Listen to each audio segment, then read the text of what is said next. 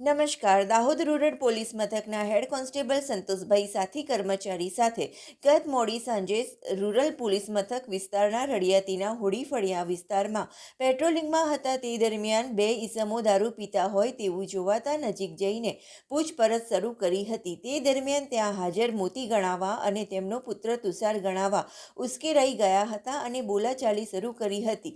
ત્યારબાદ નજીકમાં પડેલી કુહાડીથી હેડ કોન્સ્ટેબલના માથાના ભાગે ફટકો મારતા હેડ કોન્સ્ટેબલ લોહી લુહાણ થઈ ગયા હતા. કુહાડીના ઘા મારી બંને પિતા પુત્ર સ્થળ ઉપરથી ફરાર થઈ ગયા હતા. બનાવને પગલે તાત્કાલિક અન્ય પોલીસ સ્ટાફ ઘટના સ્થળે દોડી આવ્યો હતો અને ઈજાગ્રસ્ત સંતોષભાઈને દાહોદની ઝેડએસ હોસ્પિટલ ખાતે સારવાર અર્થે ખસેડવામાં આવ્યા હતા. ઘટનાને પગલે સમગ્ર પંથકમાં ચકચાર મચી ગઈ હતી. પોલીસ ઉપર હુમલો થતાં સ્થાનિક પોલીસ અને એલસીબી સહિતની પોલીસ ટીમો દોડતી થઈ ગઈ હતી. પોલીસે મોતી ગણાવા અને તુષાર ગણાવા વિરુદ્ધ હત્યાની કોશિશ સહિતની અલગ અલગ કલમો હેઠળ ગુનો નોંધી બંને ફરાર પિતા પુત્રની ધરપકડના ચક્રો ગતિમાન કરી આગળની કાર્યવાહી હાથ ધરી છે.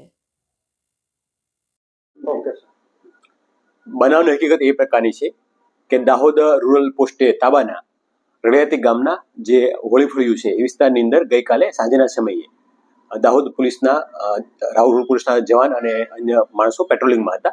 એ દરમિયાન જ્યારે બાઇક પેટ્રોલિંગ કરતા હતા તો એક વ્યક્તિ દૂરથી એમને દારૂ પીતો હોય એ પ્રકારનું જણાયું હતું. એટલે ત્યાં નજીક જઈ અને એ બાબતે પૂછતાછ કરતા અને ચકાસણી કરતા જે માણસ હતા મોતી ગણાવા અને એમનો પુત્ર તુષાર ગણાવા એ બંને ઉશ્કેરાઈ જઈ અને એના ઉપર કુહાડી વડે હુમલો કર્યો હતો, જેમાં જે પોલીસ હેડ કોન્સ્ટેબલ છે એમને માથાના ભાગે ઈજા થઈ હતી. પોલીસ કોન્સ્ટેબલ હાલમાં સારવાર હેઠળ છે અને આ બાબતે બંને આરોપી વિરુદ્ધમાં હત્યાનો પ્રયાસ અને અન્ય કલમો હેઠળ ગુનો દાખલ કરવામાં આવ્યો છે અને તપાસ હાલમાં રૂરલ પોસ્ટમાં ચાલુમાં છે. અટક કરવામાં આવી છે ને આરોપીઓ છે હાલમાં નાસ્તા ફરતા છે, એમને પકડવા માટે તજવીજ કરવામાં આવેલી છે.